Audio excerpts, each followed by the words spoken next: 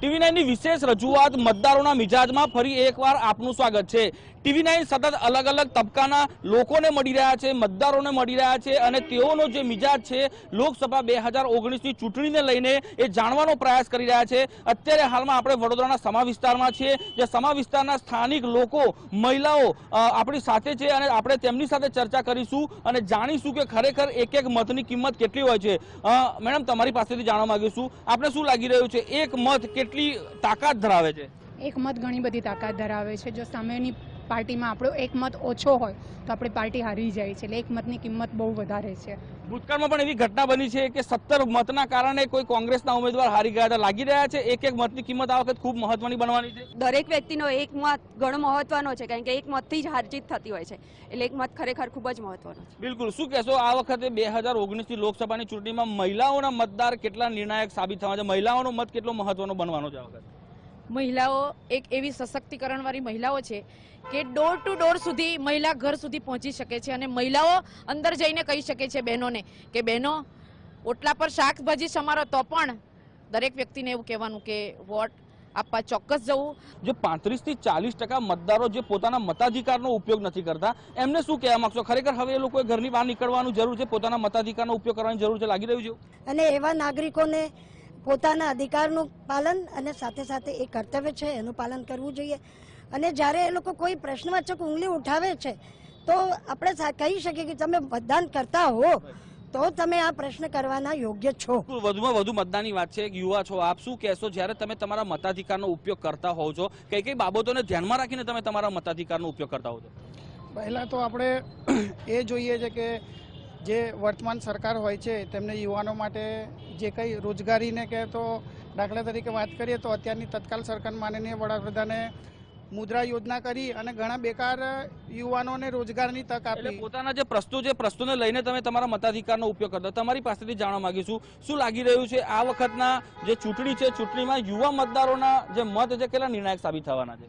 આમ તો ખરેખર યુવા મતદારોના મત તો વધારે જરૂરી જ છે અને અમે એના માટે યુવાઓને બી જાગૃત કરીશું। બિલકુલ, યુવા મતદારને જાગૃત થવાની જરૂર છે। લાગી રહ્યું છે કે અત્યારે હાલમાં જે યુવા ધન છે મોબાઈલ પાછળ પોતાનો સમય વેડફી રહ્યો છે। મોબાઈલ બી મહત્વનો છે કે ટીવીમાં કરતાં મોબાઈલમાં વધારે ન્યૂઝ જોવે છે, એના લીધે પબ્લિક બી વધારે મતદાન કરી શકે છે, યુવા પેઢી બી મતદાન વધારે કરી શકે છે અને આવતી પેઢી બી યુવા મતદાન વધારે કરી શકે છે। કાકા, શું કહેશો? સોશિયલ મીડિયા અત્યારે ખૂબ જ હાવી છે। સોશિયલ મીડિયા પર તમામ પ્રકારની પાર્ટીઓ પોતાનો પ્રચાર કરતો હોય છે, પ્રચાર પણ દુષ્પ્રચાર પણ। સોશિયલ મીડિયા વખતે કેટલી નિર્ણાયક ભૂમિકા સાબિત કરવાનું છે?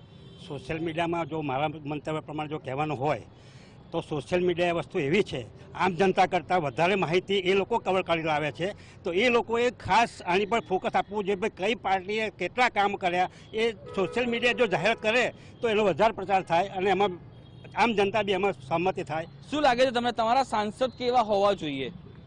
અમારા સાંસદ એવા હોવા જોઈએ કે જે લોકો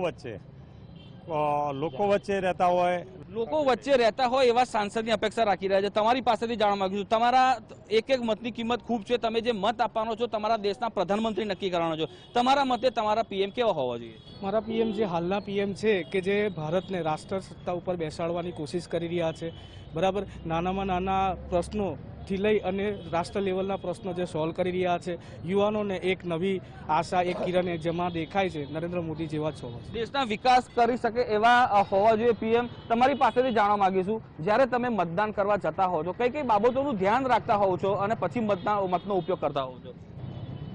વર્તમાન સરકારે કેવા કામ કરેલા, યુવાનો માટે શું કરેલા, સમાજ માટે શું, આ દેશને વિશ્વ ફલક ઉપર લઈ ગયા, એટલે મારું તો સ્વાભાવિકપણે એવું માનવું છે કે નમો અગેન આ દેશના પ્રધાનમંત્રી નરેન્દ્રભાઈ મોદી પુનઃ એકવાર બનવા જોઈએ। નમો અગેનની વાત છે, તમને લાગી રહ્યું છે કે તમારો એક મત રાજકીય પક્ષો માટે ખૂબ મહત્વનો સાબિત થવાનો છે? એક મતની બહુ જ કિંમત હોય છે, એક મત જ દેશનું ભવિષ્ય બદલી શકે તેમ છે।